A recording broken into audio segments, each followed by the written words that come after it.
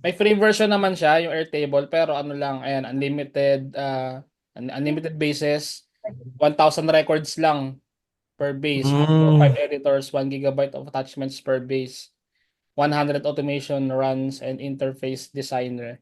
So medyo Ano ano, na yan, Lods? Pang automation din yan?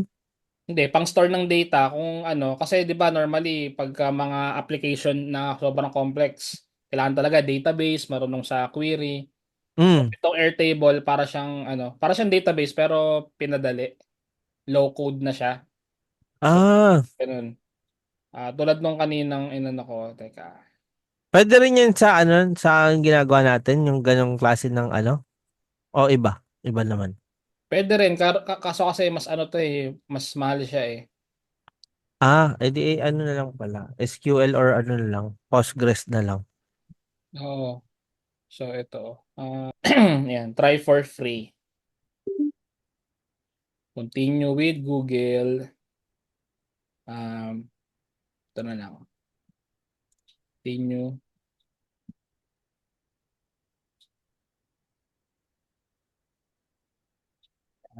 Pili ko IT and support. Ayan, skip na lang pala natin. Tapos yan, pwede ka rin mag-import ng data mo kung may existing kang data. Yan, piliin mo lang kung either Google Sheet, Excel, CSV, or table data. Dapat pwede siya i-skip eh. Yan, continue na lang. So, dito, app name, technical, VA na lang. Yan.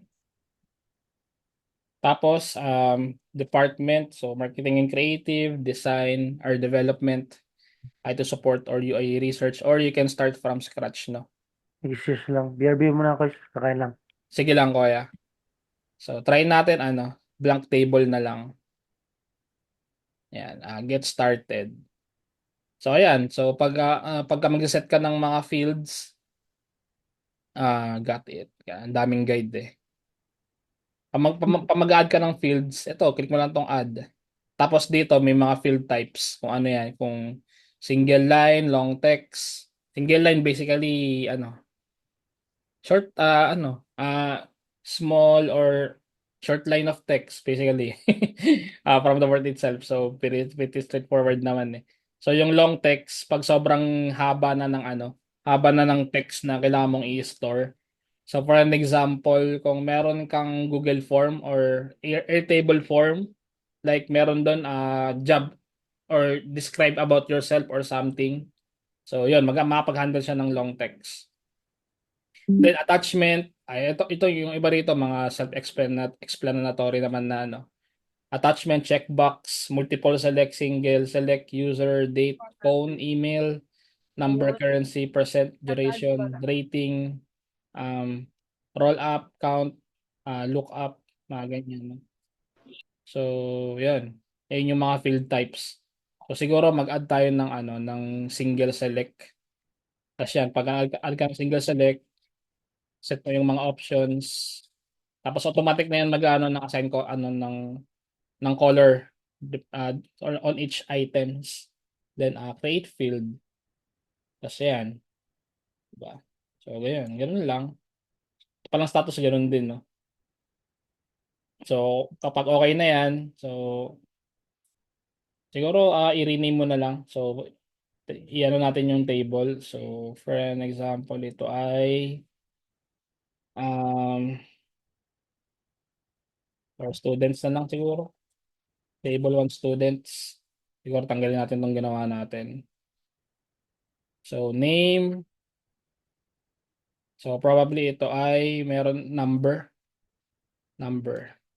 So kasi maglalagay tayo ng student number. Decimal places 0.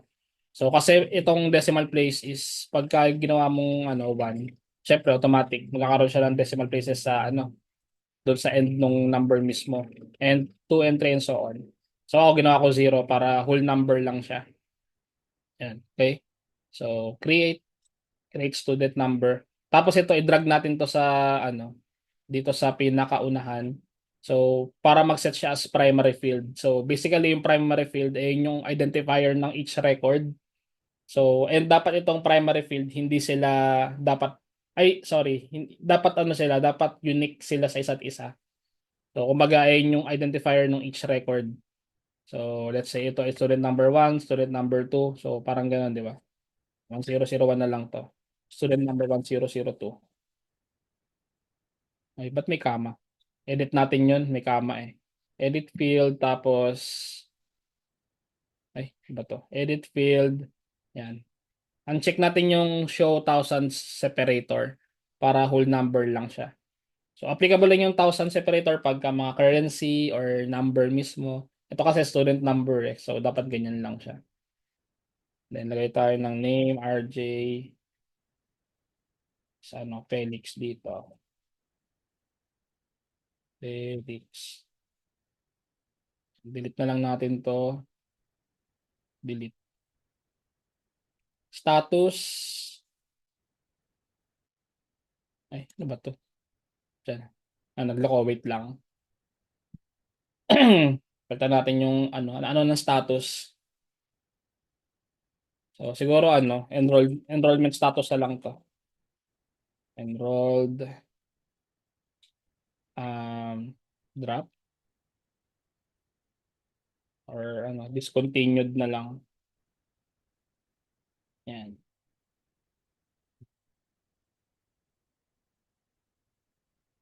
Student enrollment status siguro. Yan. Yan natin itong space. So, ito enrolled, kaya discontinued. Tapos yun, mga notes nyo siguro sa mga student, ganyan. So, long text naman to eh. Yan. Yan, ganyan lang. So, tapos, bukod doon, ito yung main view nyo, no? So, kasi meron ditong views. So, pwede mo i-customize yung view depending doon sa kailangan mo. So, for example, gusto mo lang makita yung student number saka name. So, pwede kang mag-create ng view dito. Ito pala. Create a grid. Yan. Grid view. So, yan. Grid number 2 na lang. Medyo nahihirapan ako mag-isip eh. So, tapos dito, pwede nyo i-hide, no? Hide kayo ng fields. Click nyo yung hide fields. Tapos, ano ba pwede i-hide? Ito na lang. Enrollment status saka notes na lang. Notes. Yan.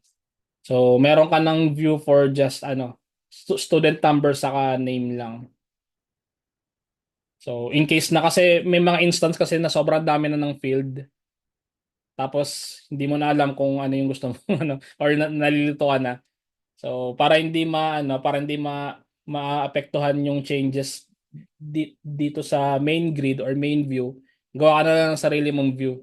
Whereas yung mga certain fields lang yung makikita, no? So, ayun yung purpose niya. Tapos meron pa dito calendar, gallery, Kanban. Pala mo yung Kanban para siyang Trello. Yung style ng Trello, yun yung Kanban. Tawag doon Kanban. Then timeline, and list, Gantt chart. Yan. The new section. Tapos pasok tayo dito sa interface. Start building. Build an interface. Next. Excuse me. Next. Next lang tayo. Finish. So ayan, meron na agad siyang parang template. So preview. Ayan, kumbaga database na to eh. So pwede ditong mag-filter, mag-sort. Ayan. So i-group mo by name. Ayan. Kumbaga ito na yung pinaka-primary key niya ng view na to. Tapos notes. Yun na may notes pero hindi maganda tingnan. Pero ako siguro student number na lang lalagay natin. Student number. Yan. Yan. Per student number siya. Ba't may empty? Tanggalin natin yung empty. Wait lang. Publish na lang natin muna to. Not now. Tapos para ma-edit ko yung itong data na to. Click ko to tapos view data. Then i-delete ko ng isa. Yan, delete student. Yan. Tapos balik tayo sa interface. Yan. So medyo okay na siya, di ba? So, gawin natin, edit natin to. So, pwede tayo mag-add dito ng mga components. Saan na ba yun? Wala. Add tayo ng page. Add tayo ng pages na lang pala. Yan. Add a page. Pero tayo ito, dashboard. Yan. Sa naman yung gagawin natin. No? So, yan. Meron na agad siya automatic. Tapos, pagka i-edit mo siya, click mo lang yung plus. Tapos, ayan. Mapag-add ka na ng number, bar chart. Yan, mga ano. Normally, mga ano lang. Mga bar chart lang din or mga charts. Kasi ito, pivot table. So, ito is ano, automatic siya mag-add pagka mag-add ka ng additional na view or na interface or page. So, nandiyan na siya. Then, pwede mo rin customize yung pivot or itong mga to. So, ayan. Yan. Palitan mo yung x-axis mo ng, for example, student number.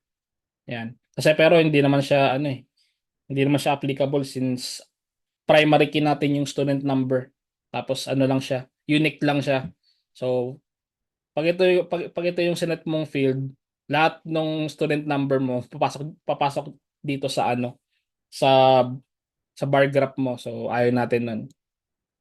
So, dapat na lang, enrollment status na lang. Yan, mas applicable. So, makikita mo kung ilan yung enrolled saka ilan yung discontinued. So, in this case, no? So, ganun. Sa ngayon kasi, dalawa lang yung records natin eh. Yan, di ba? So, ganun lang. Then, itong count. So, pwede mong, pwede mo na ito i-edit. It's either count or summary. So, kung kunyari, numbers to, or let's say ito ay total profit.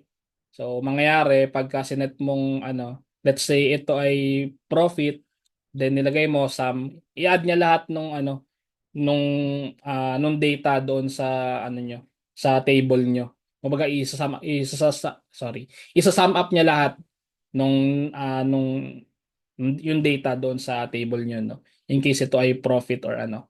Pero dito kasi student yung pinag-uusapan natin, count is applicable na siya. So, ilan yung student na student record. So, sa ngayon dalawa. So, kaya siya naging number 2. So, ayun. Tingin ko ganun lang yung yun lang naman yung ng Airtable eh. Baga para makapag-store ng data imbis na sa Excel or spreadsheet kasi mas nabivisualize yung data dito eh. Kasi meron siyang gantong feature kaya marami rin naghahanap nito.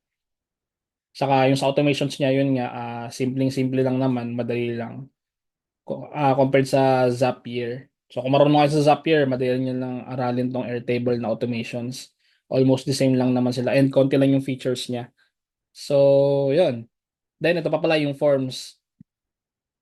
So, pwede kang mag-create ng form based dun sa table mo. So, new form. Tapos, automatic yung mga fields niya nandito na. Yan, create form.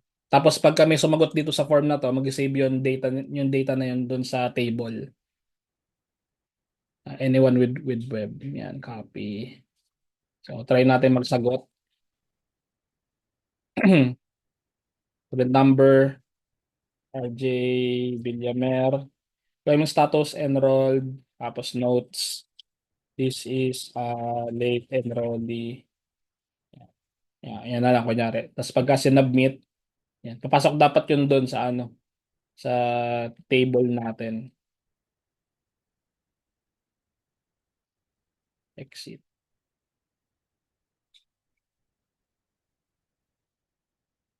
Ba't nawala? Ah,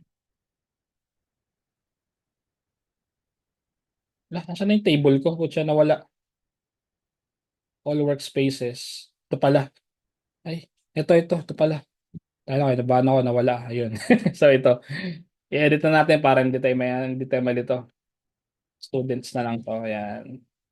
So yan, ito yung kaninang inano natin. Yan. Ito yung kaninang nilagay natin. So kung mapapansin nyo, 'di ba yung yung ibang client Airtable yung ginagamit yung form. So tapos dito nila sinisave. So siguro meron silang sort of dashboard para ma-visualize nila kung ilan na yung nag-apply, ilan na yung na-reject, mga ganyan. So, yan. Yun lang siguro yung basics ng Airtable na kailangan yung malaman for now. So, kasi Yun na naman yung mostly ginagamit sa kanya eh. Ayun. May question. Pwede pa sample po ng ano. Pwede pa sample po ng Nasagot na po. okay, okay. Alin, ano yung tanong mo? Ng ano? Tatanong ko sana kung paano i-connect sa form. Yung ganun. Okay. Ayun. Madali lang siya. So, forms kasi automatic na siya mag-aano yung mga fields mo. Ayan, no? So, tapos, ang gagawin mo lang dito, i-modify mo yung design ng form mo. Ayan, add mo yung logo, tapos, siguro ito, yung mga color, ayan, appearance, Garrett. So, large or ano. Di pala ito na-edit, no? Kala ko na-edit yung kulay. Ito lang pala. So, yun. Madali lang naman siya, di ba? Ganun lang siya. Yung Okay. RJ, pagka Airtable, diyan na lang mag-automate or pwede i-connect sa Zapier. Pwede ito Sa sa Zapier Airtable. din. Kasi, Pwede rin. hindi, ano konti lang yung integrations na Airtable, di ba? So, paano kung ibang hindi Google Form, hindi ganito, ganyan. So, kailangan mo pa rin ng Zapier para makonect sila. Yan. Pero marami na naghahanap nito, itong Airtable na to. Opo, marami po akong nakita din eh. Sa Upwork, Tayo ng Airtable, to sa Zapier. Oo. Kaya search natin, Airtable. Yan, no? Airtable.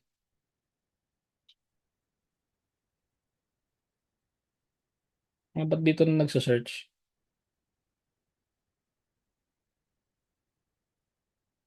Mamulan ba? Ito, oh. Make an Airtable. Yan.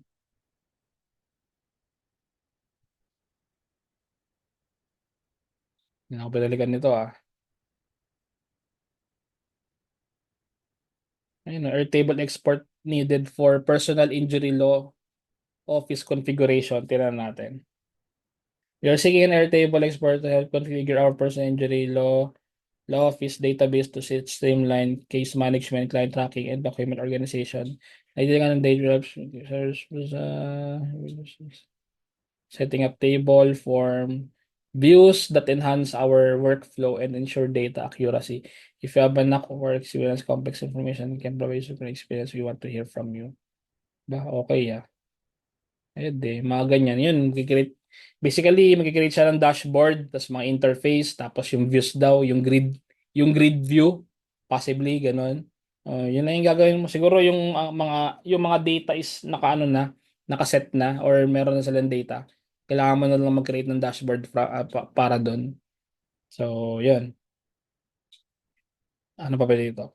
Airtable automation setup for form submissions. Existing records based on submissions from an Airtable form. The ideal candidate will have strong understanding of the automation pages. These are a great opportunity for someone with experience in database management and automation process. Please provide examples of similar projects you have completed in your application. So possibly ganito yung mangyayari dyan. Teka, share natin ulit yung Airtable natin. Gawa tayo ng automation. Yan, automation. So, when a record is created, select table, students. So, okay na yan. Got it. Tapos, sabi niya, siguro mag-update na yung record, di ba? Ganyan lang yun eh. Oh. Update record. So, sabi niya,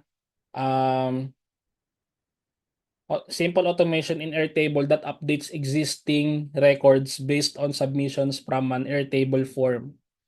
So, siguro, mag-create ka ng update record. Hindi pa pala yan, no? Delete natin. Magkikreate ka pa ng condition eh. Tingnan natin kung may condition dito. Ito, conditional logic. Yan. So, siguro, ang gagawin natin ay kapag yung enrollment status is enrolled. Ay, hindi. Notes siguro, notes na lang. Notes. Contains late enrollee.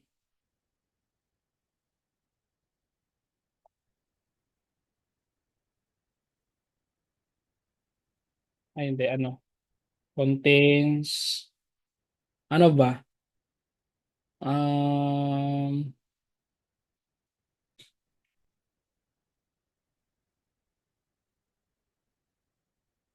siguro ano na lang, unpaid.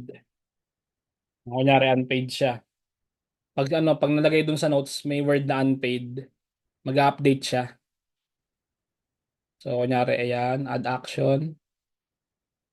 Ay, yan. Mag-update siya ng record.